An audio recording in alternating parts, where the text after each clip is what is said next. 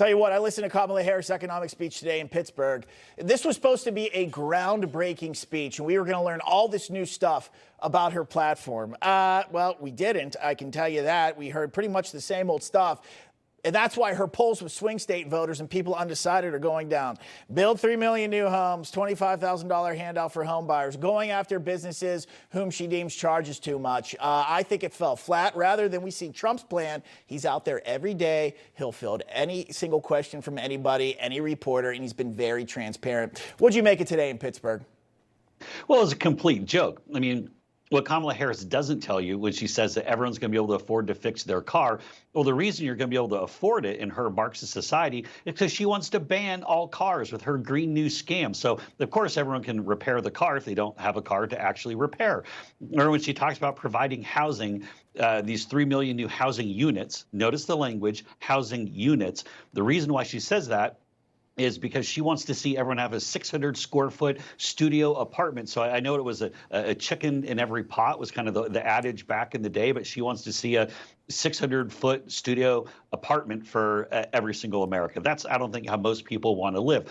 But President Trump has laid out a very specific vision for how he's going to make everyone's lives better and get our economy going and bring the cost of everything down. Number one, we got to drill, baby, drill, get the energy production going, try to bring energy costs down by 50% in that first year. That's going to make things a lot cheaper. Number two, we got to stop the crazy spending. Kamala, of course, was a deciding vote on these two massive big spending bills. We can also use the Impoundment Act to pull back some of the crazy Green New Scam light spending items that Kamala Harris has been pushing. We got to break down a bunch of these regulations, need to stop some of the fighting around the world because that obviously jacks up energy costs, but also depresses people who want to invest and spend more money.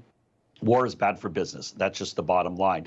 And then also, too, President Trump has a great plan for housing with using federal land to go and actually give people incentives to go and build more. And so people can actually purchase a home, so people can actually achieve that American dream. So I can tell you, right? Oh, and of course, keep the Trump tax cuts, but you go even a step further, no tax on tips, no tax on overtime pay, no tax on Social Security, take the corporate tax down to 15% for people who make their products here.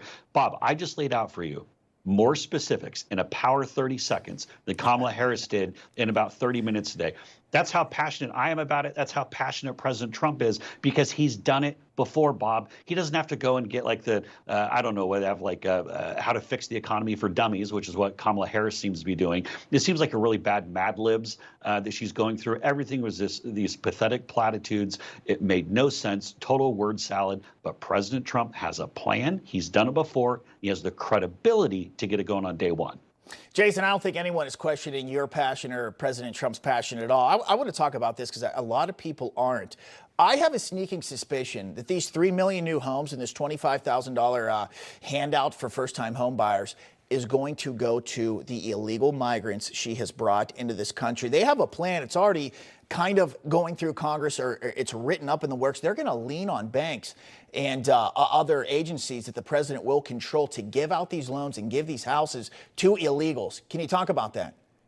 You are so spot on. And this is the thing that very few people in the media are really grasping or paying attention to, that this is part of the Kamala Harris and Democrats' plan. They want to make sure that these 20 plus million illegal people are then given full amnesty, that they want to then be able to give them their $25,000 to go to buying a house. And so not only are American workers losing jobs to people who are coming into this country illegally, and that was the Wall Street Journal. That's not just myself saying it. The Wall Street Journal made that very clear. But then Americans who are losing their jobs, if they're able to get a new job, then have to pay for illegals to get homes that Americans can't necessarily afford for themselves. Certainly not homeless veterans. Why aren't we taking care of them instead of illegals that are still coming across the border every day, or in the case of Kamala Harris, being flown in to cities all around the country, making every community a border community? So there's something just fundamentally broken with the way that Kamala Harris looks at the world.